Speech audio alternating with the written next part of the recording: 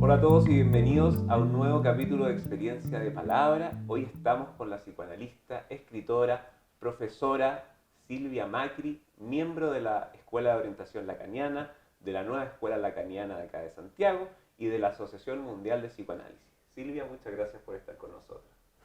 No, al contrario, gracias por la invitación, es un gusto.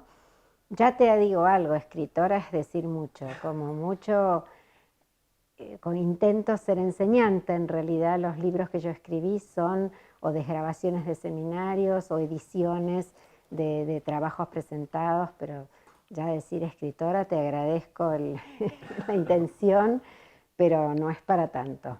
Un enseñante en todo caso y si se da la ocasión, psicoanalista. Psicoanalista y formadora, formaste el CIP cuando llegaste a Chile, trayendo todo un acervo teórico, clínico importante con otras personas. Cuéntanos cómo fue esa experiencia y qué lugar crees que ocupa el CIP en la historia del psicoanálisis de la orientación lacaniana en Chile. Bueno, en realidad el CIP se creó en el 2008. Yo llegué a Chile en el año 2002. Cuando llegué venía de la Escuela de Orientación Lacaniana de Buenos Aires, derivada para contactarme acá con gente que estaba trabajando ya en psicoanálisis lacaniano en el Círculo de Estudios Lacanianos. Ahí estaba una psicoanalista, Katia Araujo, ella me recibió, ahí se hacían muchas actividades. De hecho había un seminario cada 2 meses donde se invitaba gente de la escuela. Ellos estaban en relación con la escuela en Buenos Aires y había seminarios de extensión bimestrales, había mucha actividad y fue en esos años que yo dicté ese seminario Intervenciones del Analista, que es el primer libro que salió, que fue un poco la edición y recopilación de ese seminario. Yo trabajé con ellos desde el año 2002, con Katia hasta el 2006. En el 2006 Katia se fue y me nombraron a mí directora de ese círculo.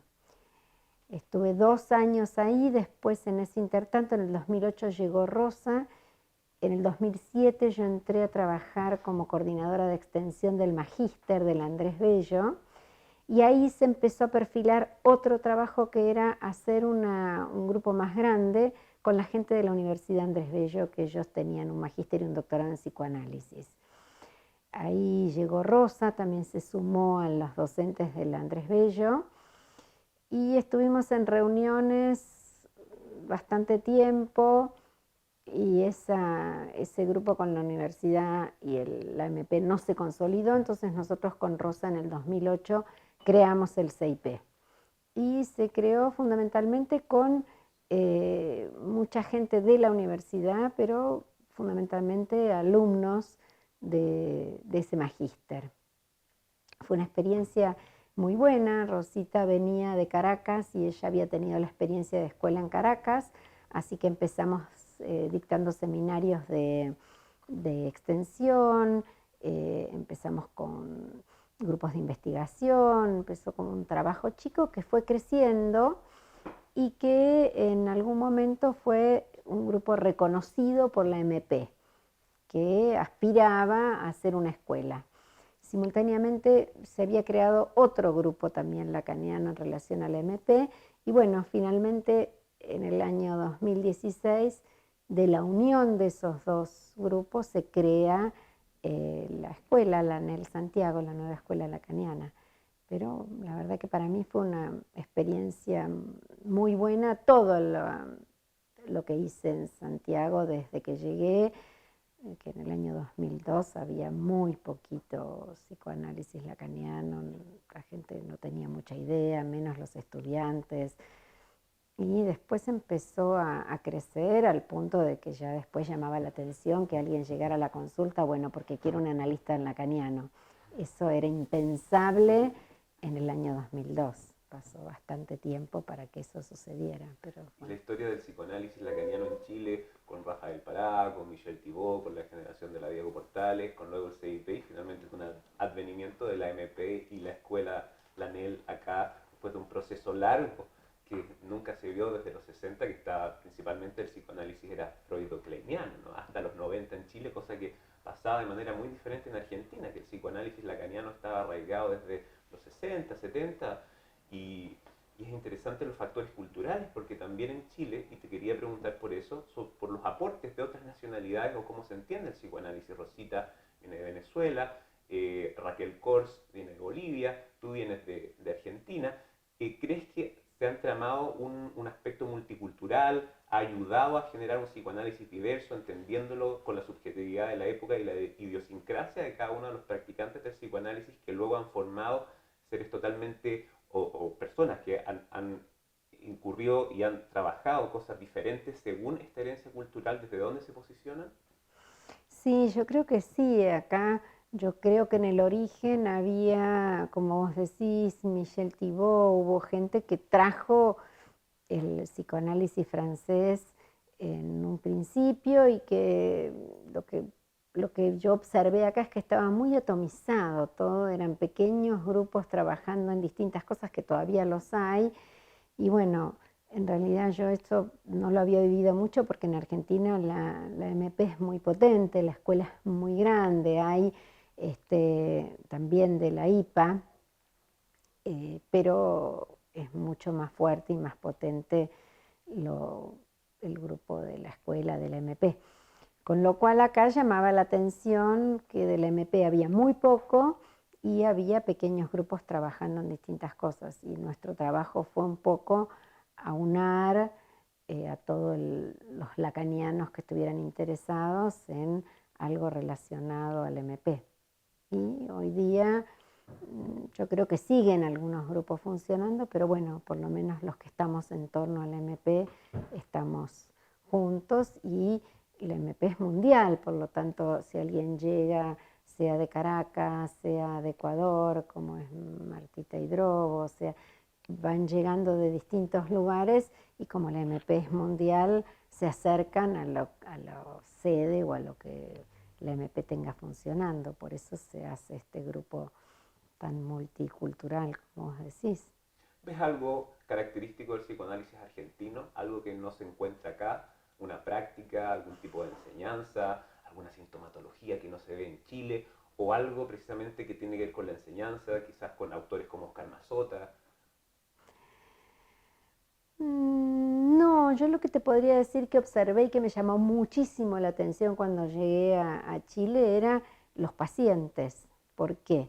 Yo venía de trabajar en Argentina en un hospital muchos años y al hospital llegaban los pacientes y te decían, yo no quiero medicación, yo quiero tratamiento. No, había pacientes que había que derivarlos al psiquiatra porque realmente decían, no, a mí no me drogues, yo no quiero drogas, que tengo registrado la mayoría. Y acá pasaba lo contrario, no quiero hablar, quiero que me den un medicamento, quiero solucionar, quiero ir al psiquiatra. Eso fue lo primero que me llamó la atención y creo que tiene que ver con la idiosincrasia del chileno, que es más callado, que comparte menos sus problemas, que quiere más al modo americano, las soluciones rápidas.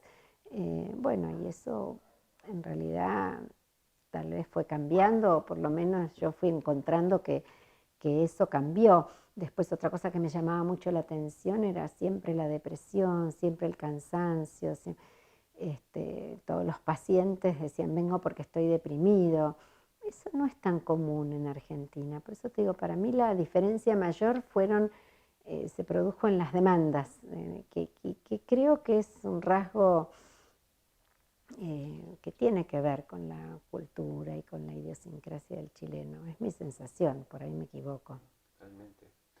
Respecto a tu formación, te formaste como psicoanalista, primero como analizante con Jorge Chamorro, atendías sus seminarios también, luego con Flori Krueger. Cuéntanos algún tipo de significante que te haya sido particularmente importante en tu formación como analista posteriormente, alguna enseñanza, algo tanto o de Flori o de Jorge que te haya marcado y te haya hecho pensar también el motivo y la idea de devenir analista. Bueno, en realidad no sé si es en ese orden. Empieza mi relación al psicoanálisis, empieza con grupos de estudio sobre Freud.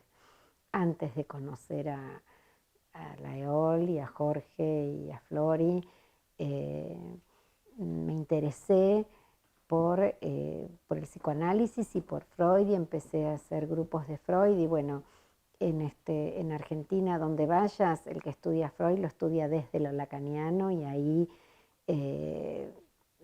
surgió mi interés por lo lacaniano, y mi primer análisis, yo busqué un psicoanalista, si era lacaniano o no, desconocía, después me di cuenta a Percup que era lacaniano, y me acuerdo haber visto los textos de Lacan en su consultorio, que yo conocía poco o nada.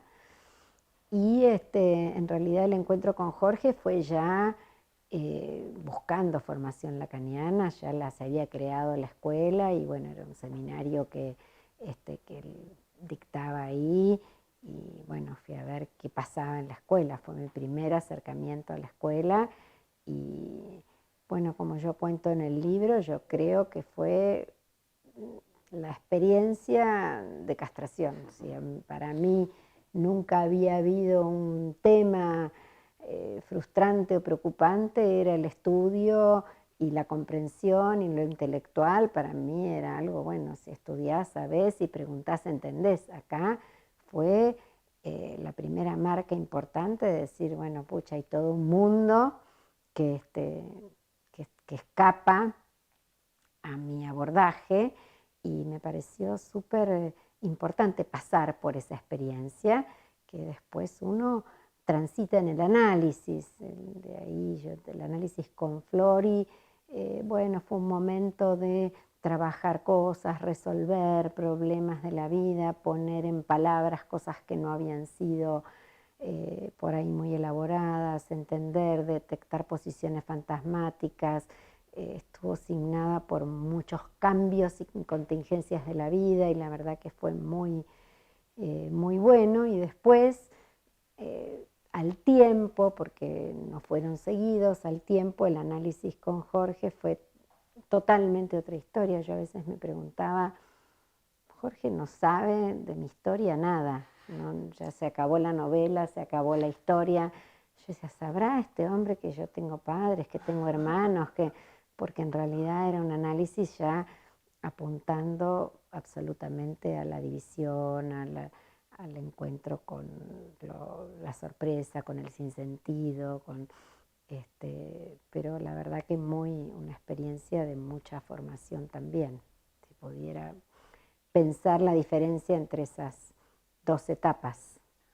Y atravesando esa experiencia formativa, ¿cuál crees que es el rigor o el andamiaje que tiene que cruzar un psicoanalista para autorizarse en el discurso analítico desde la orientación lacaniana? Bueno, no es una pregunta sencilla, más allá de que es uno por uno, y que para eso Lacan inventó el dispositivo del pase como el fin de análisis, y poder dar cuenta de cómo hizo esa experiencia, digamos, más allá de los que hacen el pase, están los analistas practicantes. Y el analista practicante, que es el que se autoriza de sí mismo, creo que mínimamente, además de su formación teórica, además del control de sus casos, tiene que haber hecho la experiencia del análisis. Y en la experiencia del análisis, a mi modo de ver, si no se atravesó la castración, si no se pasó por realmente la división subjetiva, si no se hizo la experiencia de la falta de ser, si no se advirtió algo de la propia fantasmática para que esto pueda quedar afuera en el momento que está analizando, me parece que no es posible. Pero yo pienso que uno solamente es analista en el momento que está analizando a alguien. No es que, bueno, soy psicoanalista y por eso en todas partes opino, digo y analizo todo. No, en la experiencia, en el momento de su acto, el analista es analista, y esto también es por APRECUP. Pero eso no quita que tiene una escucha y una posición que tiene que lograr obtener, y solo se obtiene, a mi modo de ver, habiendo transitado por el análisis. Y transitar por el análisis es hacer la experiencia de la división subjetiva, es hacer la experiencia de la angustia que produce la falta en ser y es haber podido advertir algo del goce con el que uno está habitado y haber también haber advertido o encontrado algo de su modo de satisfacción pulsional, de su goce, de su posición fantasmática. Me parece que sin eso es muy difícil trabajar o intentar escuchar como psicoanalista. ¿Cómo se entrama esto con el tema que desarrollas en tus libros sobre la experiencia analítica? ¿Cómo se vincula con esa especificidad a la cual te has dedicado y abogado a desarrollar y a trabajar? Bueno, en el libro está dividido en 3 partes. Uno que es la experiencia como con los pacientes, digamos, desde el lugar del analista, otro que es la experiencia como analizante y después una parte que son los conceptos, que un poco intenta aclarar cosas que están tomadas en los primeros capítulos, pero que conceptualmente no están desarrolladas. Lo que yo intento en el libro es justamente articular de la manera más sencilla posible los casos, las viñetas de mi experiencia con los temas más importantes que se trabajan en un análisis, ¿no? El síntoma, el goce, la identificación, la sexualidad, el amor, son distintos temas que a mí me parecieron que están siempre en un análisis y que se podría dar cuenta de alguna manera contando la propia experiencia como analista con algunos pacientes, que además con los que permiten que se publique, y el atravesamiento de esas cuestiones en lo personal. Muy sucintamente, tampoco esto es abarcativo porque cada caso es único, pero sí poder mostrar de alguna manera cómo se articula y qué es concretamente en la experiencia todo esto que uno habla teóricamente. En 1964, Lacan trabaja los 4 conceptos fundamentales del psicoanálisis. ¿Crees tú que según esta relectura y ampliación bastante profunda de las conceptualizaciones freudianas, existe actualmente algo que falta? ¿Algo de lo cual los psicoanalistas deberían dar cuenta? ¿Algún concepto sobre el cual todavía se tiene que trabajar? Yo creo que todo el tiempo se sigue trabajando. El mismo Lacan, después del 64, él mismo siguió trabajando. Él revisó, primero puntuó cuáles eran para él estos 4 conceptos fundamentales, los retrabajó, cambió un poco respecto de cómo lo había planteado al inicio, pero él mismo siguió trabajando. De hecho, eso es en el 64 y Lacan siguió sus seminarios y su trabajo 15 años más prácticamente, y después está la lectura que hace Miller y que sigue él mismo dándole vuelta y tratando de conceptualizar, explicar esto que él llama la ultimísima enseñanza de Lacan, donde Lacan avanza bastante respecto del seminario 11 y crea o intenta dar cuenta de la estructura a partir del nudo Borromeo, del nudo, a partir de una manera diferente, digamos. El esfuerzo de Lacan para mí siempre estuvo puesto en dar alguna teoría sobre la estructura y su última enseñanza, su ultimísima enseñanza es pensar la estructura como un anudamiento de los 3 registros.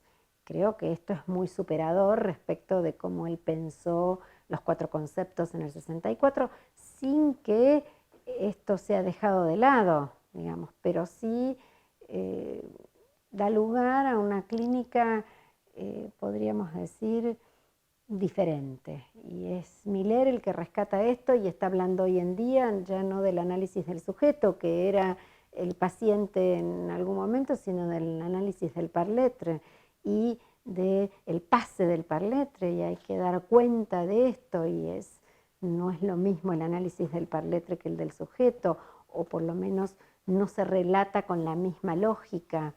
El uso que hace Lacan de la topología es justamente un vuelco, un avance respecto de cómo él va pensando la estructura, utilizando la matemática, la lógica, como lo hace hasta su última enseñanza. Creo que todavía sigue la elaboración y que cada caso te puede enseñar algo de cómo funciona el anudamiento de los registros, y cada caso hace, o sea, para mí o mi modo de ver, la clínica hace avanzar a los conceptos y hace que aparezcan. De hecho, todo el tema de los inclasificables de la clínica es algo que surge en los años 98, 99, con una investigación que se hace en la MP, y bueno, es algo que no está trabajado por Lacan, pero que se deduce de su última enseñanza y de la clínica Borromea, que se puede pensar allí esto de los inclasificables, un poco para explicar lo que no se entendía de de lo que fueron llamados los borderline por otras ciencias, bueno, que en definitiva se terminan pensando como psicosis ordinarias. Todo esto son avances, son cambios respecto del último Lacan, digamos. Sobre todos estos temas vamos a seguir hablando con Silvia Macri. Quédense con nosotros, viene el espacio de la Gradiva. Ya volvemos con esta gran psicoanalista.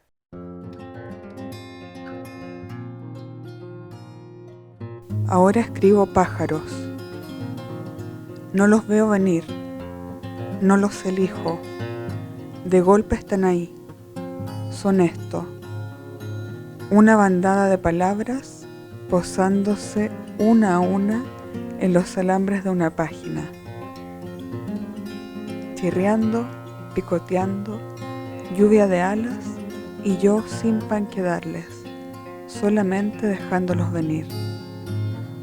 Tal vez sea un árbol o tal vez el amor.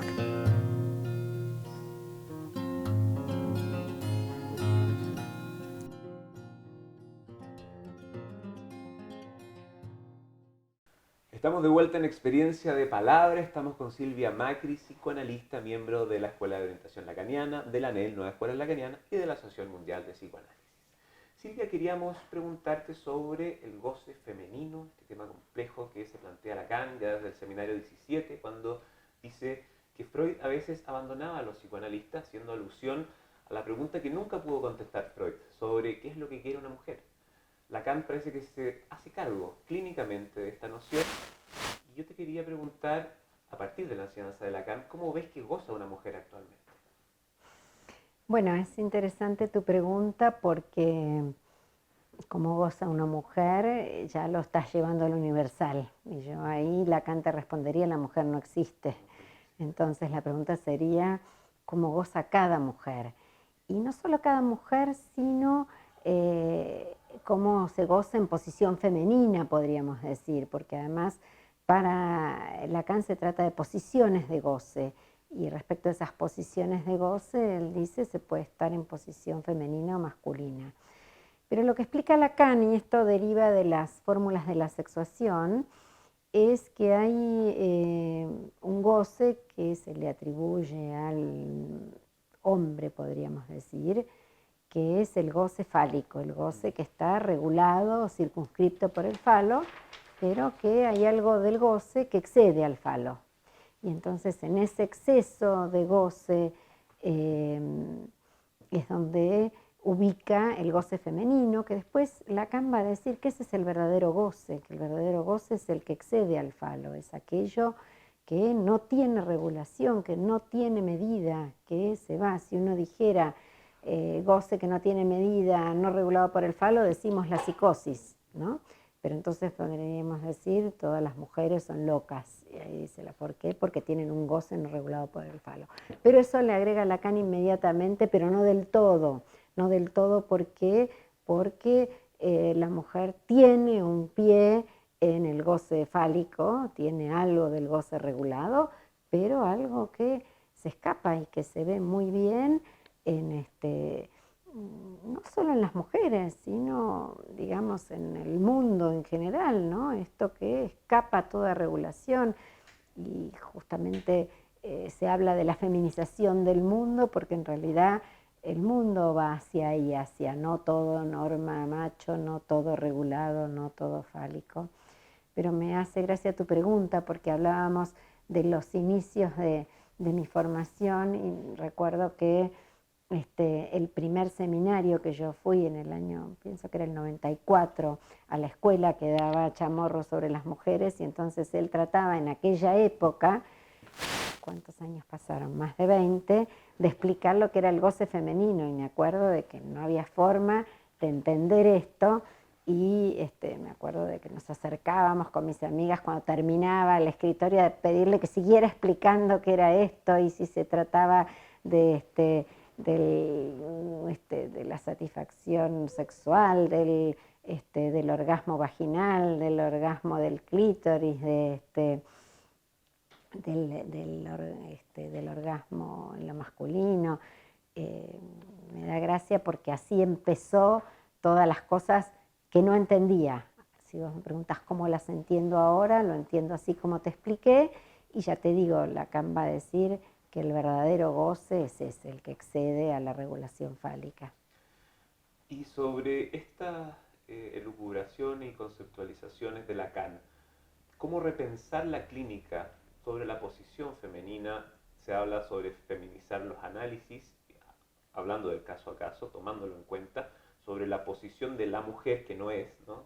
Como decía Lacan y después Laurent, no existe la mujer, sino existen mujeres de una en una.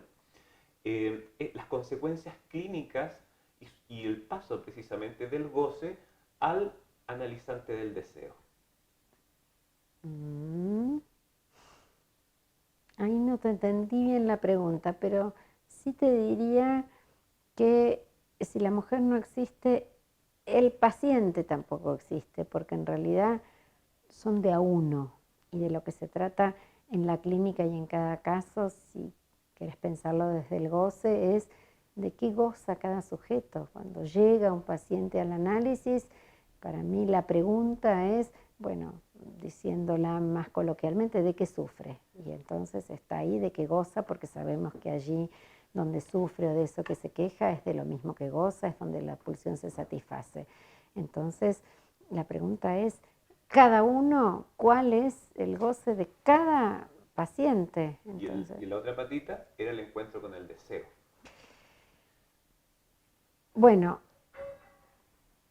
ahí es otra pregunta. Ahí nos corremos del goce y vamos al deseo. El deseo es inconsciente. El deseo, Lacan lo plantea como aquello que circula por debajo de la cadena muda de la pulsión, digamos. Pero el deseo es inconsciente, el deseo se desliza.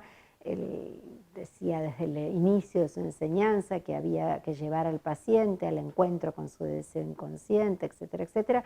Pero el deseo está articulado y tiene que ver con ese goce pulsional y lo ideal es conducir al paciente a que deseo y pulsión estén articulados. Es el momento en que uno podría decir el análisis terminaría, es donde en ese encuentro donde mejor va o menos va a padecer un sujeto, pero es en el uno por uno. Hay una frase de Frankl que me gusta mucho, que la escuché hace mucho tiempo, que decía, si con 2 pacientes hice lo mismo, con uno me equivoqué, porque en realidad es en cada sujeto orientarlo al encuentro con su deseo, que es inconsciente, pero que es el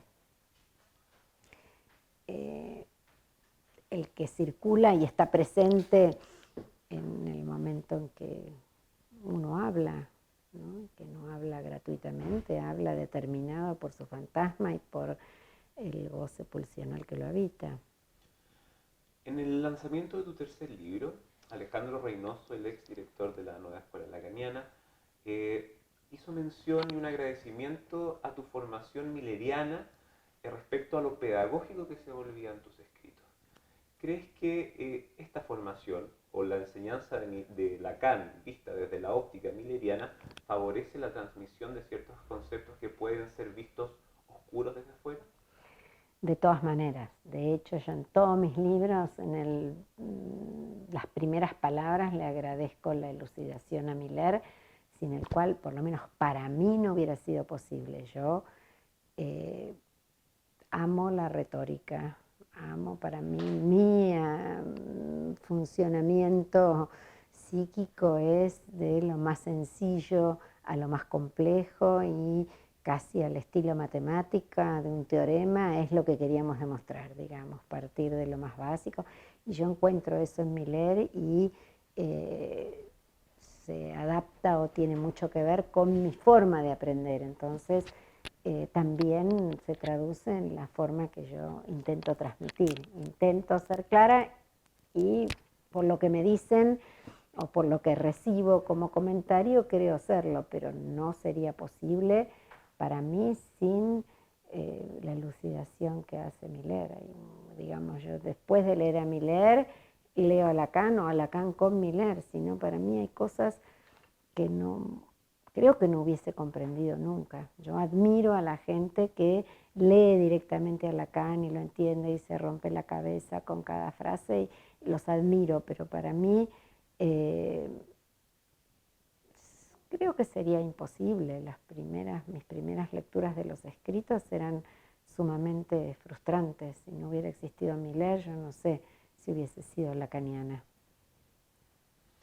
Y respecto a la enseñanza de Miller, precisamente a los encuentros del campo freudiano, los 3 encuentros donde se comienza a elaborar el tema de la psicosis ordinaria, queríamos saber sobre esta especificidad de la clínica milleriana lacaniana, sobre sus principales características y a qué responde de la época actual que esta categoría haya sido elaborada. Bien interesante tu pregunta y creo que tiene mucho que ver con la época actual porque es a partir de las presentaciones clínicas que se arma esta pregunta, donde uno encuentra casos que realmente uno no encuentra la novela familiar, no encuentra la neurosis, pero como no encuentra tampoco los fenómenos elementales típicos de la psicosis, queda ahí como un vacío. ¿De qué se trata esto? No hay neurosis, no hay novela familiar, no hay síntoma neurótico, no hay posibilidad de construir el síntoma neurótico, pero tampoco hay fenómenos elementales claros. Entonces, a partir de ahí viene la investigación y creo que es la época la que permite el alojamiento de algunos sujetos cuya estructura es psicótica, pero están alojados de tal manera en espacios diferentes que permiten que no se desencadenen, o sea, que no aparezcan los fenómenos de las grandes psicosis, digamos. Entonces son psicóticos compensados, estabilizados, medicados, y bueno, un poco creo leyendo a el Seminario 23, el Sintón, donde va Lacan de la mano de Joyce y encuentra a Joyce como alguien que ha podido hacer, ha podido lograr una estabilización que no es la neurosis. Bueno, a partir de ahí lo que empezamos a ver son todos estos casos que son psicosis, que no hacen fenómenos elementales, grandes fenómenos elementales, pero que tampoco se encuentran dentro de la estructura neurótica y que circulan, que encuentran su lugar, que encuentran, nosotros decimos, su estabilización o su anudamiento, y entonces puede ser que nunca se desencadenen, puede ser que funcionen así toda la vida, pero no son neuróticos, son psicóticos.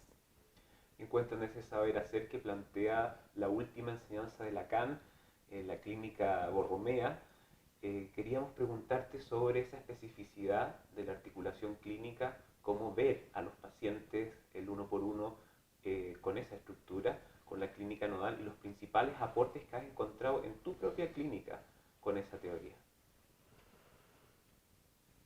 No, no te entendí la pregunta. ¿Cómo? Los aportes de la clínica Sí, psicoanalítica nodal, sí. cómo enfrentar el caso a caso o cómo ver los distintos casos de tu clínica desde esa articulación, cómo trabajarlos. Bueno, eso es bien interesante porque uno, para mí, puede escuchar a un paciente y hacerse las preguntas más del lado de la neurosis, o sea, cuál es la relación de este sujeto con el objeto, cuál es su objeto privilegiado, cuál es su posición fantasmática, cuál es cuál es su relación con el otro, cómo se ubica él como objeto respecto del otro, cuáles son sus identificaciones. Y es una lectura del caso del paciente con la, podríamos decir, no con la última enseñanza, sino con la anterior, pensando el sujeto barrado con su retorno de goce, etcétera, etcétera. Y otra manera de escucharlo, que es a la que invita a la psicosis, cuando uno no puede detectar esto, o tal vez es una manera de algunos de escuchar siempre, es escuchar, bueno, cómo funciona el registro imaginario, cómo funciona el registro simbólico, qué hay de lo real, o sea, cuando uno piensa en las identificaciones más simbólicas, este lugar respecto del falo, etcétera, etcétera, piensa en el registro simbólico, cuando uno está escuchando algo que es más del orden del sentido, más del orden del imaginario, piensa cómo está funcionando el imaginario y pensar si estos tres registros de alguna manera están anudados y el paciente está estable. Me parece que es más en los casos donde uno encuentra una desestabilización importante o donde uno no encuentra la neurosis, como te decía, empieza a pensar, bueno, ¿qué hay de los registros? ¿Qué es lo que no está bien anudado, podríamos decir? O qué es lo que está estabilizando a este paciente si no es el nombre del padre característico de la neurosis. Y ahí está el lugar del síntoma, precisamente. Justamente cuál es el síntoma de cada uno. En definitiva, pensar la clínica desde el síntoma borra un poco las estructuras y es pensar en cada caso qué es lo que a este sujeto lo mantiene estable y le da un saber hacer y le permite arreglárselas con su goce, ¿no? Para finalizar, Silvia, ¿crees que el psicoanálisis actualmente está en crisis? ¿Tiene que reinventarse? ¿Cuáles son sus desafíos particulares? Yo creo que el psicoanálisis siempre estuvo en crisis. El psicoanálisis es subversivo y siempre encontró sus detractores o sus opositores desde Freud. Freud hizo un golpe al narcisismo de la época, dijo el yo no es amo en su mundo, el niño es un perverso polimorfo, imagínate el rechazo que eso puede haber producido, y aún hoy sigue produciéndolo, o con lo nuevo, con lo viejo. Si es con lo viejo, no, el psicoanálisis ya está perimido, es algo antiguo, hay mucho preconcepto, o con lo nuevo, no, hay teorías muy superadoras de la conducta, más rápidas, el psicoanálisis es lento, tiene mucha oposición y siempre está digamos, en tensión con otras disciplinas mucho más rígidas, más cientificistas, para sostenerse, pero bueno, se sostiene y nosotros lo sostenemos y está la convicción de que no vamos a permitir que el sujeto sea forcluido, para retomarlo a Lacan. Y en eso también estamos con el programa, con Silvia Macri, con la librería. Les agradecemos a Silvia al estar con nosotros. Queremos mostrar los libros de Silvia, están disponibles. Acá está, acerca de la experiencia analítica de la librería, en la librería Remus están estos libros, el síntoma en la experiencia analítica. Vamos a dejar copias autografiadas para el próximo concurso. Le agradecemos a Silvia su presencia, su elucidación y su enseñanza, y los esperamos a ustedes en un próximo capítulo de Experiencia de Palabra. Muchas gracias.